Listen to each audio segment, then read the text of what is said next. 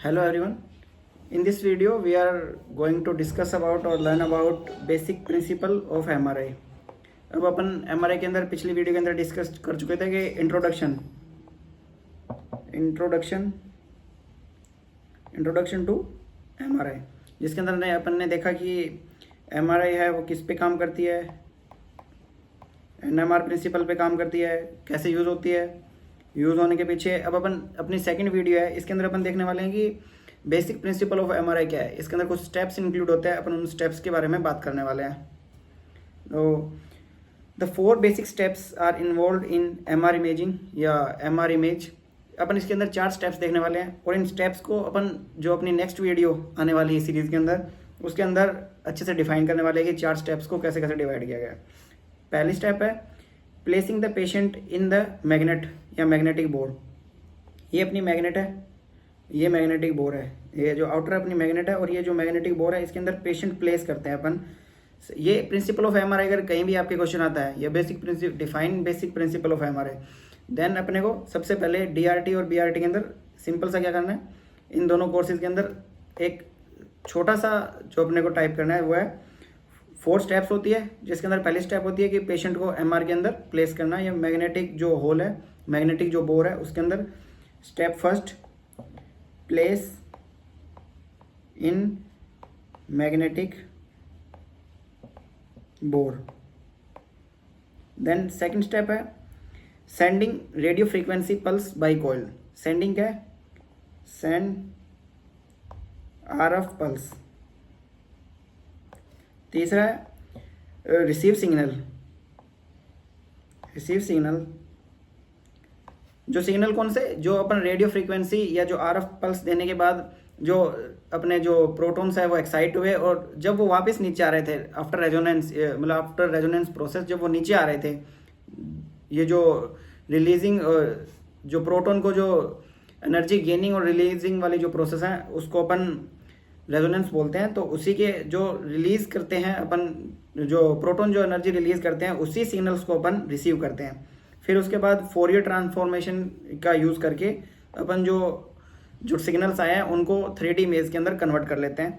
अब ये देखने में बहुत सिंपल लग रहा है कि अगर अपने के पास क्वेश्चन आएगा basic principle of MRI, then अपन सिंपल सा लिखेंगे उसमें कि पहला स्टेप है पेशेंट को मैग्नेटिक बोर्ड के अंदर डालना, सेकंड स्टेप है RF पल्स सेंड करना। ये अपन आगे देखेंगे कि RF पल्स 90 डिग्री सेंड करना है या 180 डिग्री सेंड करना है। फिर इनको रिसीव कैसे करते हैं, RF पल्स को रिसीव करने के लिए भी ग्रेडियंट्स यूज़ किए जाते हैं, वो अपन नेक्स्ट वीडियो में देखने वाले हैं। और लास्ट है कि उसको ट्रांसफॉर्म कर लेते हैं with the help of computer. Transform with help of computer. Then these are 4 basic steps और basic principle of MRI। Next अपन देखने वाले हैं what happen after we put the patient into the magnet और magnetic bore, और बोल सकते हैं अपन मैग्नेटिक होल। अपन वैसे मैग्नेटिक बोर बोला जाता है उसको। पेशेंट को अपन जब भी मैग्नेटिक बोर में डाल देते हैं, जो अपने हाइड्रोजन आयन होते हैं या जिसको अपन प्रोटॉन बोलते हैं, वो अपनी मैग्नेटिक फील्ड की पैरेलल और एंटी पैरेलली अरेंज हो जाते हैं, जिसको अपन बोलते हैं लॉन्गिट्यूडनल मैग्नेटाइजेशन, LM। तो अब LM अपना पास नया जो वर्ड है वो इंट्रोड्यूस हो गया है। तो अब इस अपन LM लॉन्गिट्यूडनल मैग्नेटाइजेशन और ट्रांसफर मैग्नेटाइजेशन को अपन आगे देखने वाले हैं, इस वीडियो में नहीं, इसके लिए अपन नई वीडियो बनाएंगे।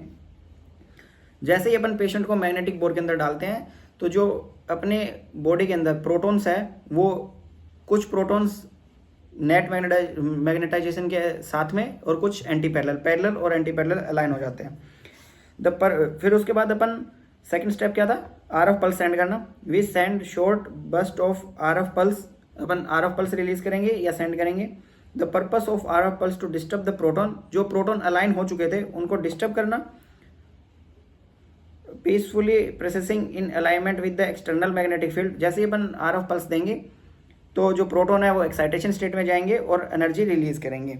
When the RF pulse and the proton have same frequency, proton will pick up some energy from. जो प्रोटॉन RF पल्स देंगे तो प्रोटॉन है वो सम एनर्जी पिक कर लेंगे। इस फिनोमेना को क्या बोलते हैं, रेजोनेंस। अपन ने पहले वीडियो में भी देखा था कि जब कोई भी एक एनर्जी स्टेट होता है या कोई भी एक फिजिकल सिस्टम होता है, उसके अंदर एनर्जी जो चेंज होता है या एक्सचेंज ऑफ एनर्जीज होता है, उसको अपन रेजोनेंस बोलते हैं। नेक्स्ट है एमआर इमेजिंग। ये अपन बस बेसिक डिस्कस कर रहे हैं। एमआर इमेजिंग क्या होता है, ये भी आ सकता है। एमआर इमेजिंग क्या होता है? MR imaging is based on proton imaging. मतलब एमआरआई है वो प्रोटोन बेस्ड इमेजिंग होती है। Proton are positively charge particle in which present in nucleus of every atom.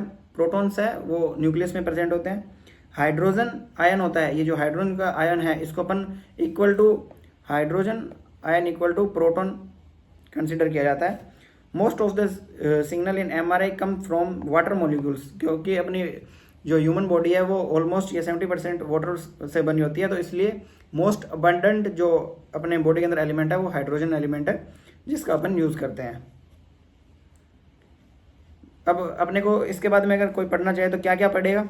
सबसे पहले पढ़ेगा लॉन्गिट्यूडनल मैग्नेटाइजेशन, ट्रांसवर्सल मैग्नेटाइजेशन, और इसके बाद अपन ने ये 4 स्टेप डिस्कस की थी। कौन सी 4 स्टेप्स अपन बात कर लेते हैं। पहली, मैग्नेटिक बोर्ड में प्लेस करने वाला, जिसकी वजह से प्रोटॉन अलाइन हो जाते हैं। दूसरा, आरएफ पल्स सेंड करना, जिसकी वजह से जो प्रोटॉन है वो एक्साइटेशन हो जाते हैं। ठीक है। तीसरा अपना स्टेप है रिसीविंग ऑफ सिग्नल्स। चौथा है उसको ट्रांसफॉर्म करना into digital image, transform in digital image. ये 4 स्टेप थी। अब इन स्टेप्स के अंदर जैसे अपन मैग्नेट के अंदर प्लेस करने के बाद क्या होता है, फिर आरएफ पल्स सेंड करने के बाद क्या होता है, फिर जो रिसीविंग है तो इसको अपन वैसे रिलैक्सेशन भी बोलते हैं। ये अपन सब नेक्स्ट वीडियो में देखने वाले हैं। रिलैक्सेशन 2 टाइप का होता है, T1 T2, जिसके अंदर अपन LM और TM डिटेल में डिस्कस करने वाले हैं।